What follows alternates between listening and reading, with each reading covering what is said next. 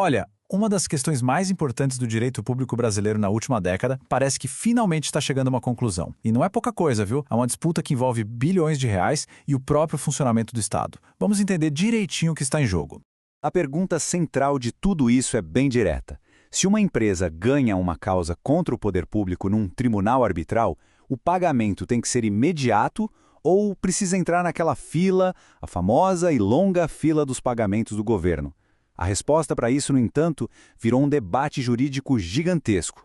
Essa é a grande dúvida, então. Um verdadeiro confronto entre a agilidade do mundo privado e as regras do setor público. E para a gente conseguir montar esse quebra-cabeça, a gente precisa primeiro conhecer as duas peças centrais, a arbitragem de um lado e o sistema de precatórios do outro.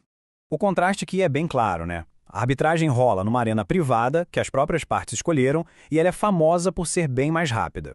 Já os pagamentos que saem do judiciário estatal, bom, esses entram numa fila pública, super formal, cronológica e que todo mundo sabe que é bem mais lenta.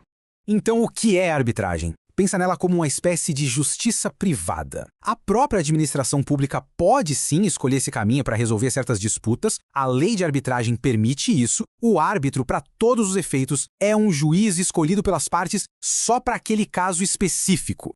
Do outro lado, a gente tem o precatório. O que é isso?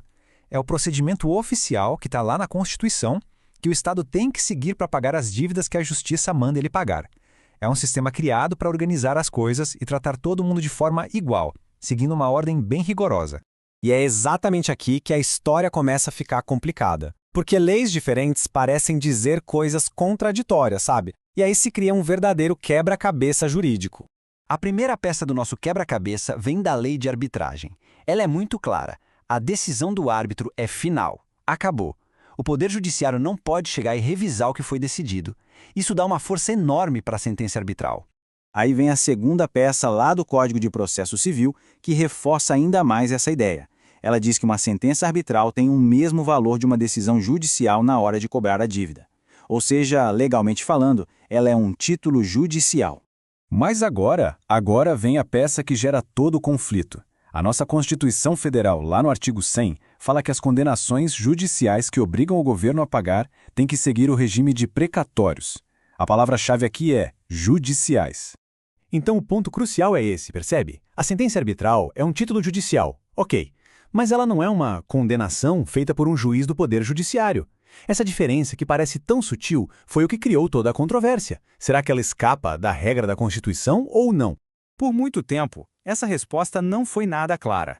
Isso até que o Superior Tribunal de Justiça, o STJ, começou a desenhar uma solução definitiva para essa história.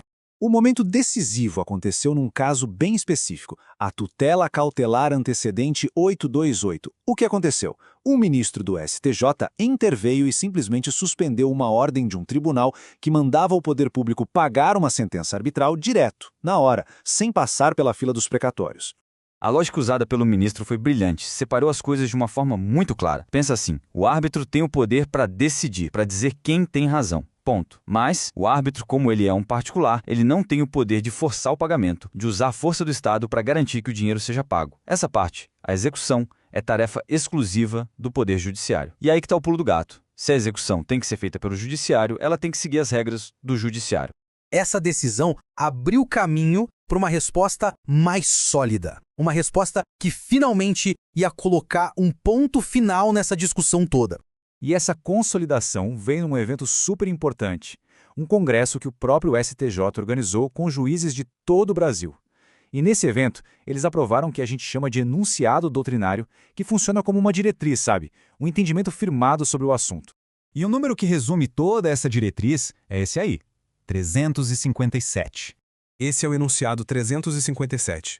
E olha, ele não deixa nenhuma margem para dúvida. A palavra sempre aqui é a chave de tudo. Ela praticamente grita que qualquer sentença de arbitragem que mande o poder público pagar uma grana tem que, sem nenhuma exceção, seguir o rito dos precatórios. E com isso, a gente chega na resposta clara e definitiva que o mundo jurídico tanto esperava. A agilidade da arbitragem vale para decidir o caso, mas na hora de receber o dinheiro, o que prevalece são as regras constitucionais do poder público. No fim das contas, esse caso todo gira em torno de um equilíbrio muito delicado. De um lado, a eficiência dos acordos privados, do outro, os princípios que regem as finanças públicas. E a decisão final mostra que quando o assunto é dinheiro público, a soberania e as regras do Estado falam mais alto. É uma questão fundamental sobre quem, afinal, define as regras do jogo.